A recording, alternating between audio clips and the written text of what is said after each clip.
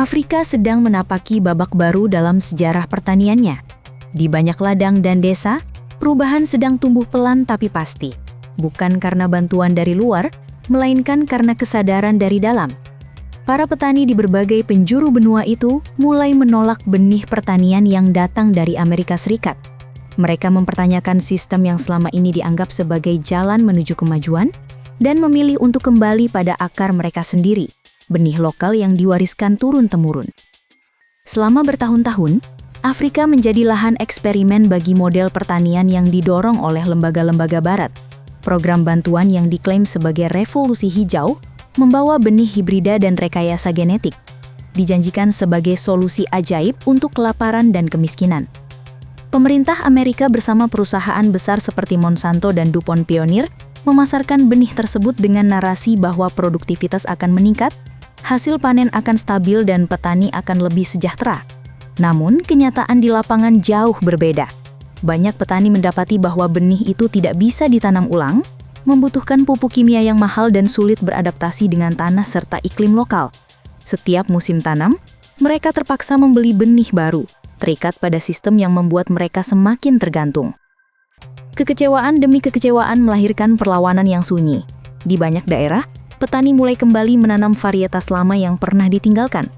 Mereka membangun kembali gudang benih tradisional, menghidupkan pengetahuan leluhur tentang cara bertani yang ramah lingkungan, dan membentuk komunitas untuk saling menukar benih. Gerakan ini menjadi simbol kemandirian, bukan sekedar penolakan terhadap produk impor, tapi juga bentuk pernyataan bahwa Afrika mampu menentukan jalannya sendiri. Langkah ini mencerminkan semangat kedaulatan pangan, hak setiap bangsa untuk mengendalikan sistem produksi dan distribusi makanannya tanpa dikendalikan oleh kepentingan luar. Bagi banyak petani, kedaulatan pangan bukan konsep politik, tapi realitas hidup. Mereka tahu betul apa artinya kehilangan kendali atas benih, karena dari situlah rantai ketergantungan bermula. Ketika benih tak lagi bisa disimpan, maka tanah pun tak lagi sepenuhnya milik mereka. Perubahan yang sedang terjadi ini menantang paradigma lama yang selama ini mendominasi kebijakan global. Barat selama ini menganggap bahwa pembangunan di Afrika harus datang melalui investasi besar, teknologi tinggi, dan sistem industri yang terpusat. Tapi Afrika mulai membuktikan bahwa kekuatan sejatinya justru ada pada skala kecil, pada petani lokal, pasar tradisional, dan pengetahuan yang lahir dari pengalaman. Banyak komunitas kini memproduksi benih mereka sendiri, menguji ketahanan varietas lokal terhadap perubahan iklim, dan menjual hasilnya di pasar domestik tanpa bergantung pada perusahaan luar. Fenomena ini mengejutkan banyak pihak di Washington.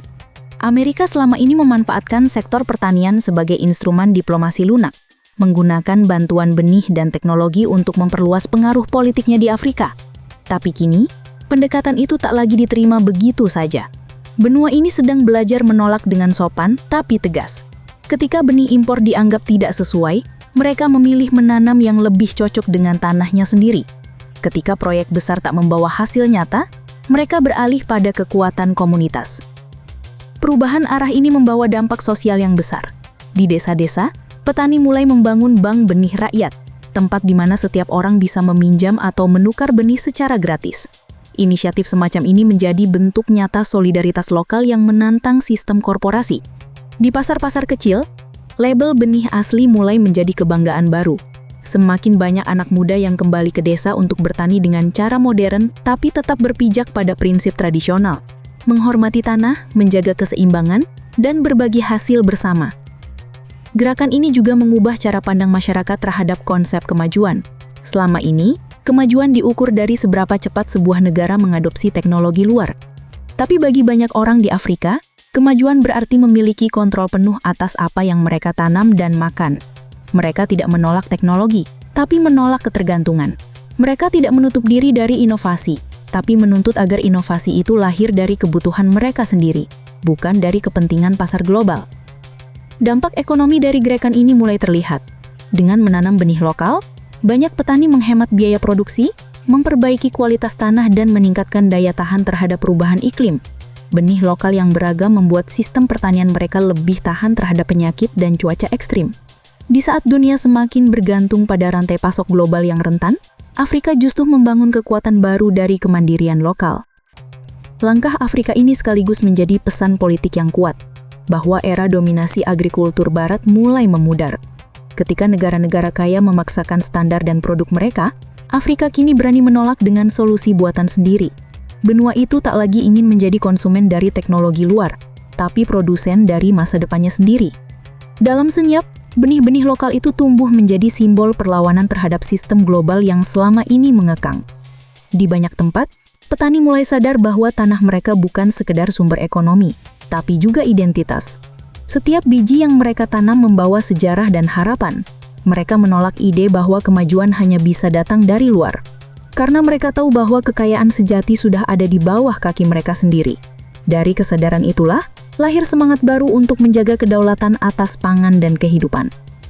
Perubahan ini mungkin tidak besar dan mencolok, tapi dampaknya meluas dari desa ke desa, dari ladang ke ladang. Afrika sedang menulis ulang kisah pertaniannya, bukan dengan mesin canggih atau investasi besar, tapi dengan keberanian untuk kembali percaya pada diri sendiri. Revolusi yang sedang terjadi bukan sekedar tentang benih, melainkan tentang harga diri dan hak untuk memilih. Ketika dunia sibuk membicarakan efisiensi dan produktivitas, Afrika menunjukkan bahwa ketahanan pangan sejati tidak diukur dari seberapa banyak panen yang dihasilkan, melainkan dari siapa yang memiliki kendali atas benihnya. Dari tanah yang dulu dianggap tandus dan miskin, kini tumbuh semangat baru yang menegaskan bahwa kemandirian bukan impian, melainkan kenyataan yang sedang dikerjakan setiap hari. Washington mungkin tidak menyangka bahwa penolakan kecil terhadap benih impor bisa berkembang menjadi gerakan besar yang mengguncangkan logika lama pertanian global. Tapi begitulah cara perubahan bekerja.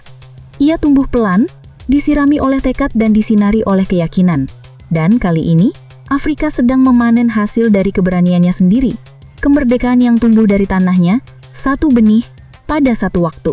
4 years ago, per day we used to spend 500 shilling just to grind our maize. And it was very, very expensive. So when we approach the Hoplite organization, the consumption of electricity is very low because we are paying 2,000 Kenya shilling for electricity. The challenges facing smallholder farmers are huge, from climate change to limited finance. According to the International Fund for Agricultural Development, small-scale farmers produce the bulk of the continent's food, yet often lack the necessary machinery. But Hoplite is determined to tackle that problem. We've been able to move farmers from less than $1 a day in the last 10 years to about $10 a day today.